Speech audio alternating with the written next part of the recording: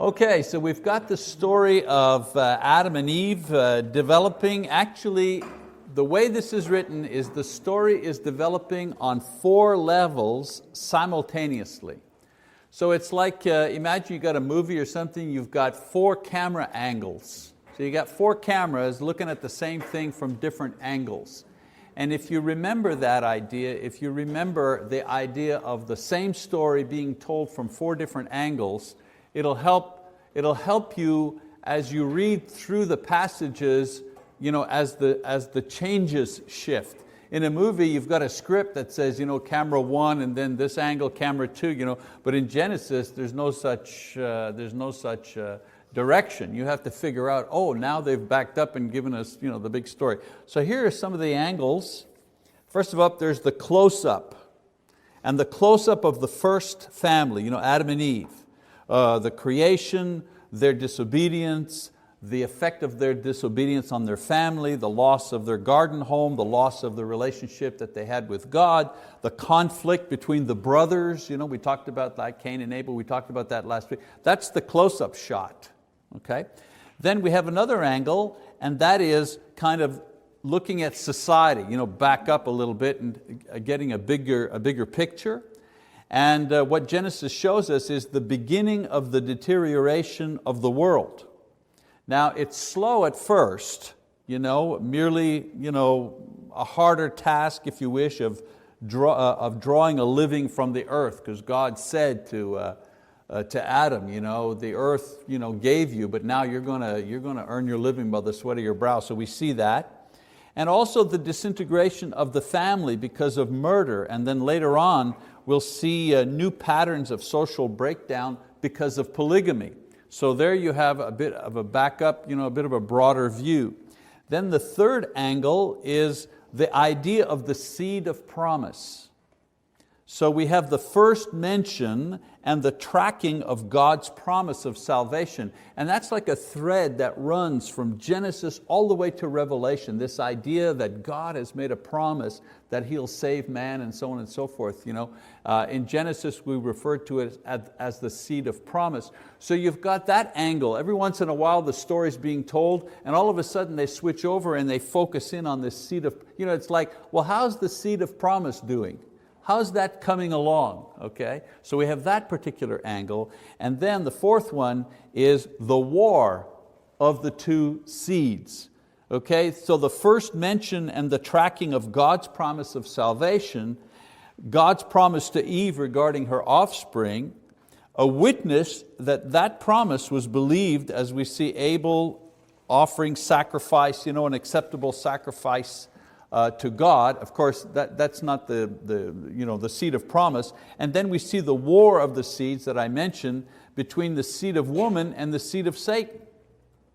So just not to get confused here, 4 different angles, close up, a little backing up a wider panoramic view of society, then 2 other angles. One, the seed of promise, how God is fulfilling that promise throughout the ages, and then the war of the seeds, that's a whole other thing, how this war is continuously going on, actually beginning in Genesis and working its way all throughout the Bible. And we see the ongoing struggle for dominance over man in every generation. The woman is deceived at first, and then what happens? Well, Cain is seduced to anger and murder. We see the war continuing in the next generation. And we'll see each generation this same struggle continue until Christ comes. He's the seed of promise and wins the final victory. He crushes the head of Satan, the promise that God made in Genesis. And how does He crush the head of Satan? Well, He beats death. He resurrects from the dead. Let's read Hebrews chapter 2 verses 14 and 15, where we see in the New Testament a reference to this seed, this promised seed that would ultimately be victorious. The Hebrew writes about it. He says, therefore, since the children share in flesh and blood, He Himself likewise also partook of the same, that through death He might render powerless him who had the power of death, that is the devil, and might free those who through fear of death were subject to slavery all their lives.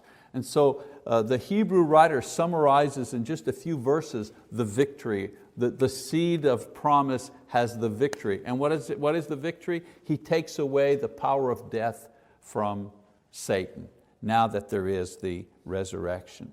And of course the struggle continues today with the seed, but it's to lure away people from the truth. The actual battle has already been fought, it's already been won on the cross. I think the idea is, we say it this way in modern terms, the game is ours to lose. The game is ours to lose. The Lord has already had a victory over Satan. Death has already been destroyed. We have the promise that we are saved because of our faith in Christ. I mean, it's ours to lose after that. And so many people, I have to say, personal experience, I've watched so many Christians just throw their faith away, just throw it away. And usually by neglect, not by some huge, terrible thing that happens, one bad thing after another, and eventually they're worn out and they just can't continue anymore. I mean, just carelessly, just throw their faith away, because they're not paying attention or they're not careful with it. Okay, so tonight we're going to continue in chapter 4, and we're going to look at the family level. We're going to look at the close-up here, a close-up shot, as we see the result of Cain's act and how God deals with Cain.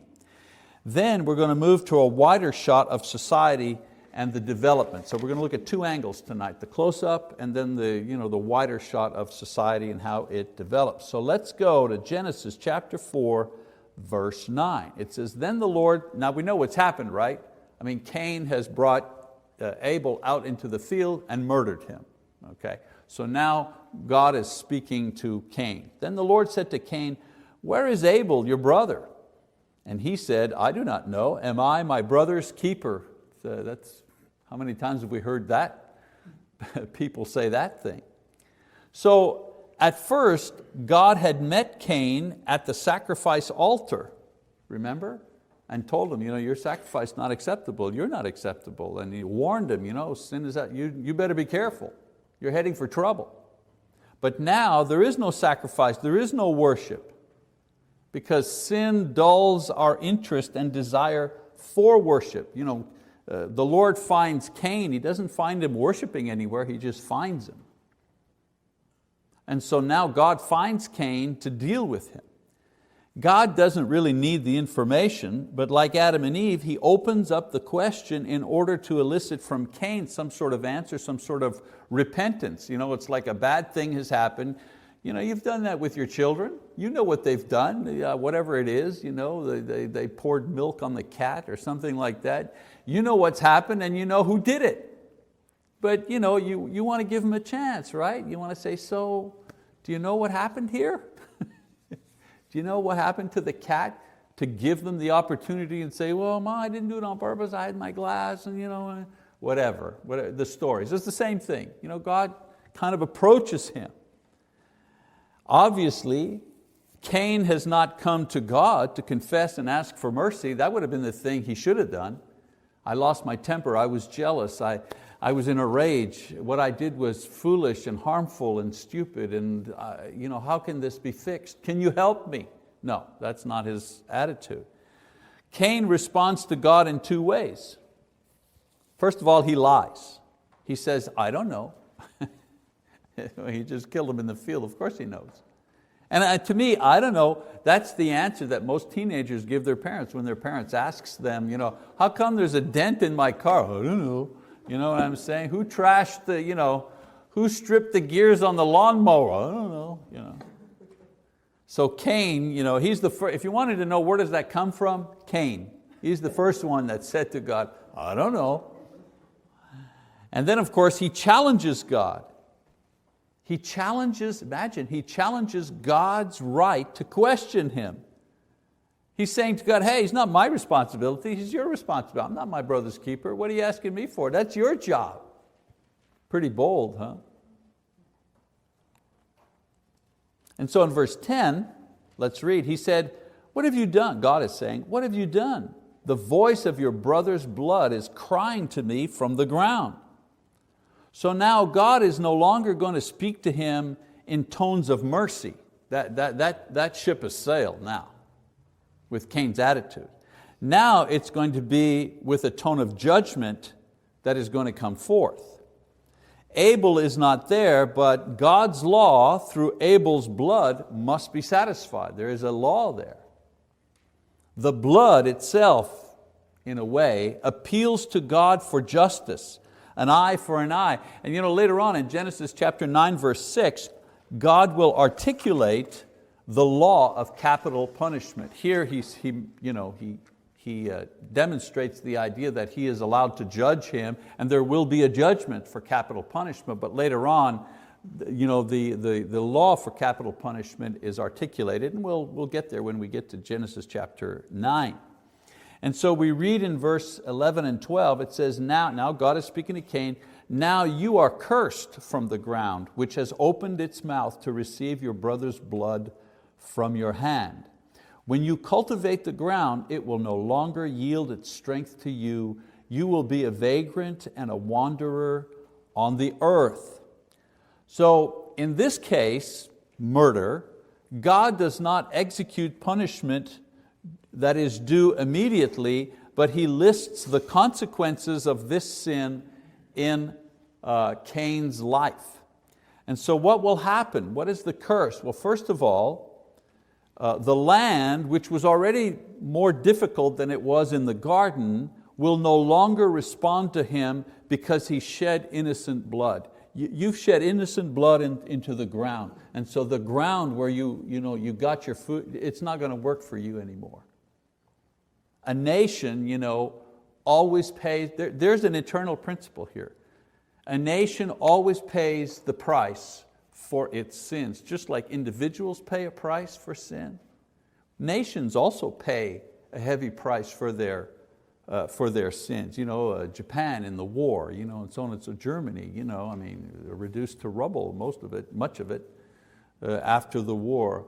Thankfully, we've never had a war in that sense in the modern age. We had a civil war, of course, but never had a war here where enemies came other than 9/11, but you know what I'm saying, like World War II where bombers were bombing cities. We haven't had that. But in our history, in the history of America, there have been national sins, collective sins, right? Slavery, for example, institutionalized, legalized slavery, that was wrong, that was sinful. And aren't we paying for that sin?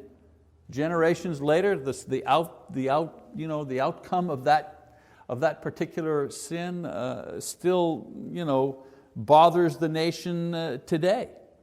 What other innocent blood do we shed every single day, millions of times a year? Yeah, little babies that are aborted. You don't think that there's going to be a price to pay one day for all of that innocent blood shed? It's kind of scary. But anyways, the point here is that God tells him, you've shed innocent blood in the ground, you are a farmer, you raised, the ground's not going to work for you anymore. And then secondly, he will become a wanderer. He's allowed to live, contrary to the law of capital punishment. God allows him to live, but his life is going to be an unpleasant one. His life will be a state of restlessness. This word wanderer doesn't just mean geographically, but inside, a state of restlessness. You know how you feel sometimes? You just don't know where to go, what to do. We have those feelings from time to time, but this was going to be his state of being from now on. Interesting that in Buddhism, for example, the Buddhist religion claims that the essential problem with mankind is restlessness. And everything in that religion, their teaching, their training, meditation, so on and so forth, is all designed to deal with the essential problem of man's restlessness. And but what they try to do is get individuals to a point where they do not feel that restlessness anymore. Anyways, this state has a hold on him and will continue to follow him wherever he goes. Perhaps a reason for this punishment is that Cain would be a visible reminder of the effects of sin and God's justice. Again, speculating, but if you're asking, why did it allow him to live? Well, perhaps as a sign to others. Verse 13, it says, Cain said to the Lord, my punishment is too great to bear. Behold, you have driven me this day from the face of the ground, and from your face I will be hidden, and I will be a vagrant and a wanderer on the earth, and whoever finds me will kill me. So finally, he gets Cain's, he gets his attention with the curse. Cain finally cries out for help. He's less proud now, less rebellion, and he comes to grips with the punishment that he needs to bear. Verse 14, he reviews the punishment, and in his words we see the third and most painful part of the curse on him, and that is, he will no longer behold the face of the Lord. He will no longer commune with the Lord as he did in the past. At least when he was speaking with the Lord, he may have been in disagreement, he may have been in rebellion, so on and so forth, but at least he was having a dialogue with him.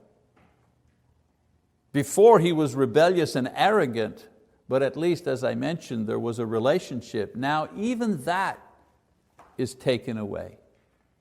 Sin, the lesson here, always separates us from God, always. It always does that. And there's always a psychological, when we hurt spiritually, we also hurt psychologically.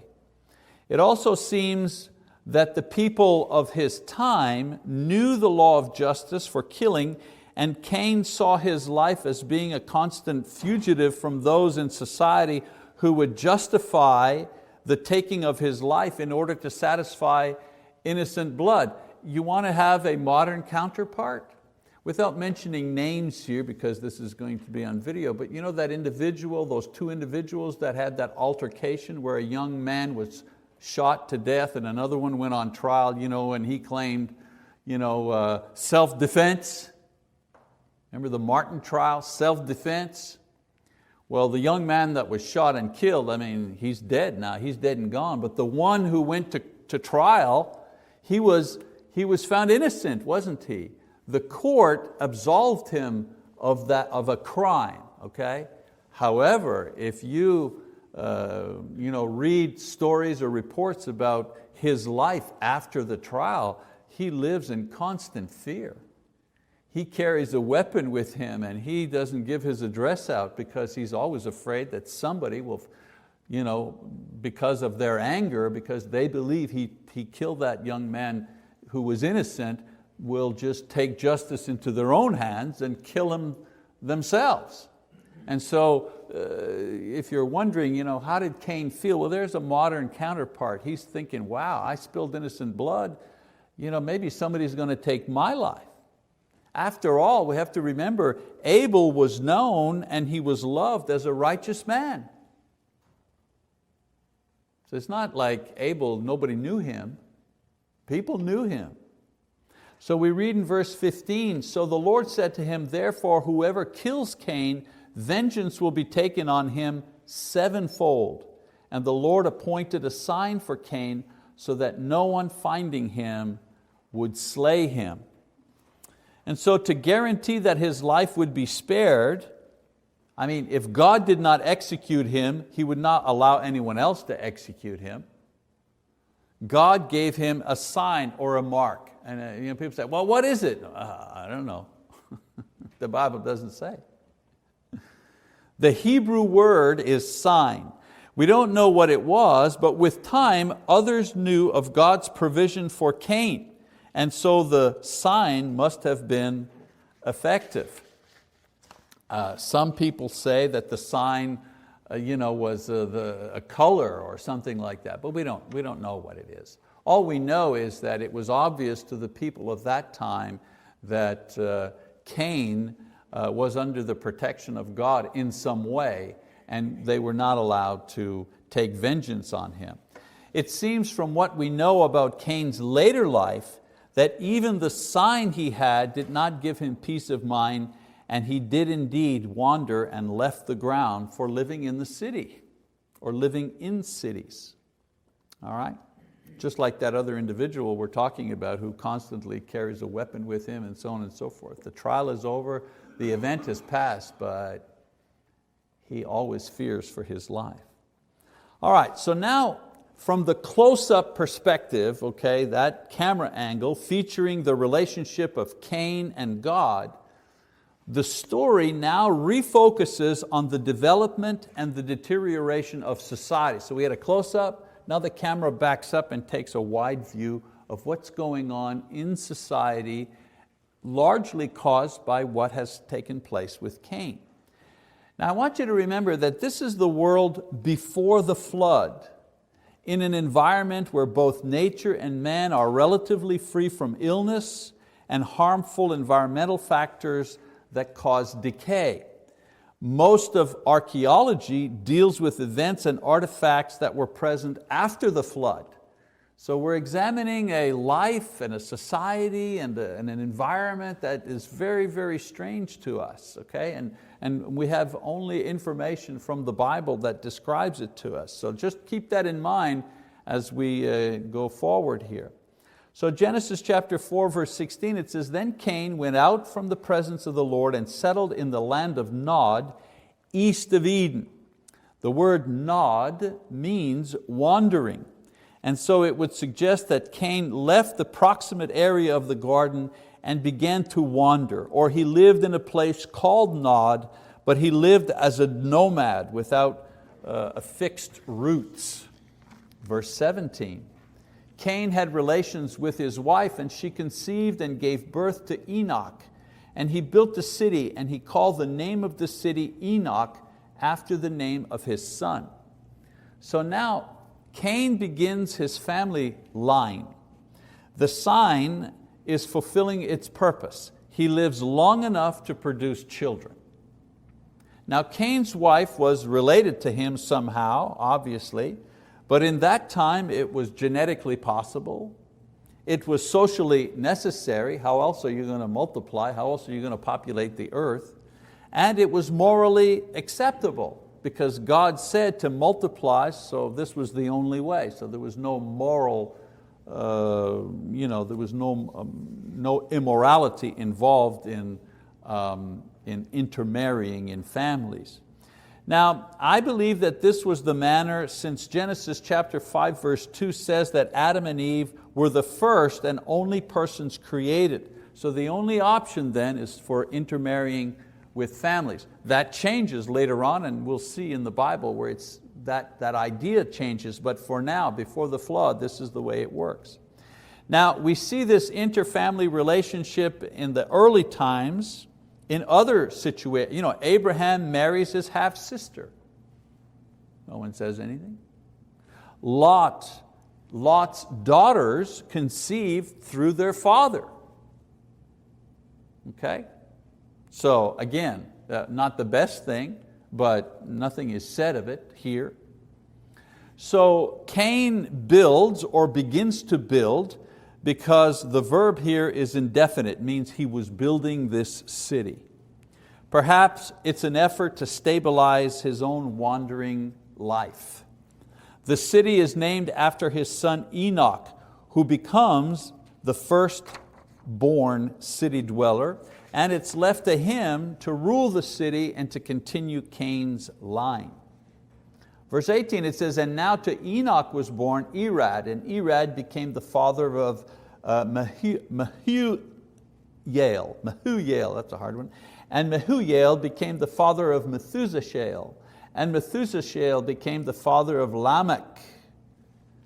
And so the Cain family line is described here to provide a time bridge to a man called Lamech, who is a significant person in Cain's lineage. Now let's look at Lamech, verse 19, got a few minutes left. Lamech is the first recorded one to begin polygamy. Up until this time, there is no polygamy. And polygamy is a direct disobedience of God's law considering or regarding marriage. Now the names of his wives mean ornament and shadow, suggesting their beauty and his attraction. I don't know if I read this verse yet. It says here, Lamech took to himself 2 wives. The name of one was Ada and the name of the other Zillah. Of course, the reason for this may not have been sexual lust, but rather the desire to have a larger family and faster, guaranteeing safety, prosperity in numbers, and strength in the community. Verse 20 to 22. Ada gave birth to Jabal, and he was the father of those who dwell in tents and have livestock. And his brother's name was Jubal. He was the father of all those who play the lyre and pipe. As for Zillah, she also gave birth to Tubal-Cain, the forger of all implements of bronze and iron. And the sister of Tubal-Cain was Naamah. So we get a glimpse of the origins of various social developments as they take place in the era. Again, the Bible doesn't give a whole long description of all the things. It's like looking at the peaks, at the mountaintops of different points in the development of human beings. And so Jabal, for example, invents tents that allow nomads to take their home with them. Also the keeping of cattle for commercial purposes. Jubal, this is so interesting, I'll talk about this a little later on. The word Jubal means sound. So his ability produced both stringed and reed instruments and the development of this art of music. And then they talk about Tubal-Cain. Not sure of his name, but he developed metal and the use of these types of metal products. Again, remember, these are city dwellers now as opposed to farming individuals. So the descendants of Cain, these are not the only ones, but they mention these for a specific reason. The descendants of Cain no longer farm, but they begin to earn their living through commerce and manufacturing in a very basic way. And they were the prototype for those who live in the cities today. Now Henry Morris, and I've mentioned him before, the Genesis flood, he's written other books, but he's a creationist. He says that man's attempt to thwart God's curse, remember what the curse is, you can't live from the ground, you'll be a wanderer. So what does man do? Instead of being a wanderer, he establishes a city. He tries to be in one place. God said, no, you're going to wander. No, they're going to stay in one place. Same thing with the Tower of Babel. God said, go ahead and multiply and cover the earth. And they went, no, we're all going to go to one place and we're going to build this tower. And so it's always man fighting God's command. So Henry Morris says that man's attempt to thwart God's curse is illustrated by the development of Cain's ancestors, ending with the 7th generation at Lamech. So here are some of the comparisons he makes. First of all, social development. So remember I said we're backing up, we're looking at social development. So let's look at the social development. Well, first of all, urban life versus country life. Urban life is now preferred over tilling of the ground and eating the produce from the ground. Now it's urban life that is becoming prevalent, beginning to develop. The second one is nomadic life preferred over settled life. And we're not talking about things that happen in a day here. We're just talking about trends that begin as we see the lineage of Cain evolve. Meat eating versus vegetarian. Cattle raising is now developed to satisfy man's appetite for meat in rejection of God's command regarding vegetation for food. Up until this point, God has said, I've given you all the trees, the fruit, the vegetation, I've given you all of this for your food. He has not authorized the eating of animals. That only comes in Genesis after the flood, and we'll see that afterwards. So this also, the diet begins to change. Metalworking or manufacturing is developed to ease the curse of the toiling of the ground. The ground is not favorable to them anymore. So they develop tools and so on and so forth to kind of overcome that obstacle. Interesting, music versus prayer. Musical instruments and the development of music used to mitigate sorrow. We know that works, don't we? Have you not ever been in a car on a beautiful summer day and your favorite song comes on, and everybody's favorite song is different, but your favorite song comes on, you go, oh, I like that when you crank that baby up and the windows go down and the pedal to the metal,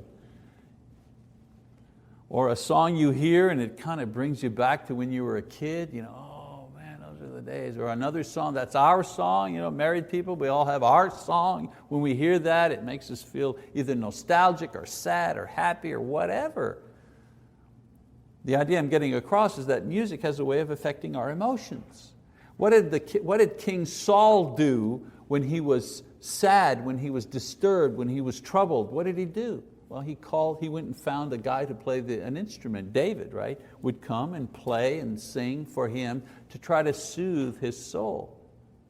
Now, there's nothing wrong with music, obviously, but the use of that type of activity to replace the thing that really does work in helping us when we are sad or afraid or sorrowful, and that is prayer.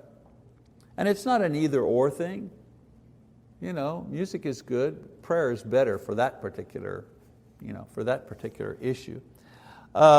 Polygamy versus monogamy, especially introduced, again, not just from sexual reasons, but introduced to gain advantage in social class. And if you go to countries that still practice polygamy today, the major reason for polygamy is class. The more wives you have, the more respect you have, the richer you are. Okay? So we're seeing that development there. Metallic weapons are introduced to guarantee positions and to establish positions. Where there's sin, there's war.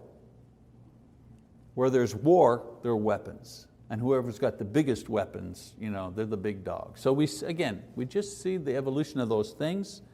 And then writing and art used to rail against God.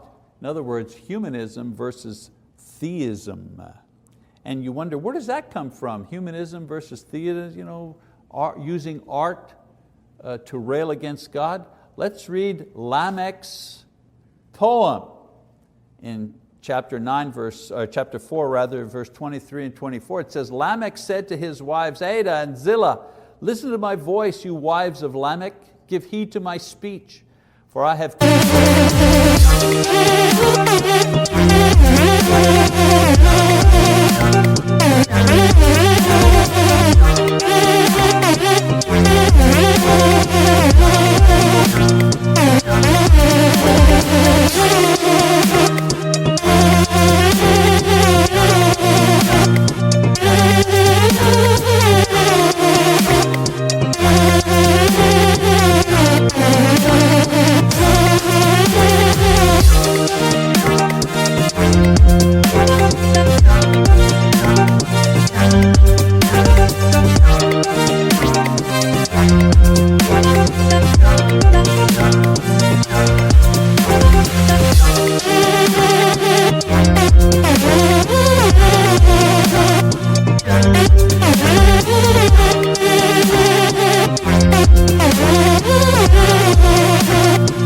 killed a man for wounding me, and a boy for striking me.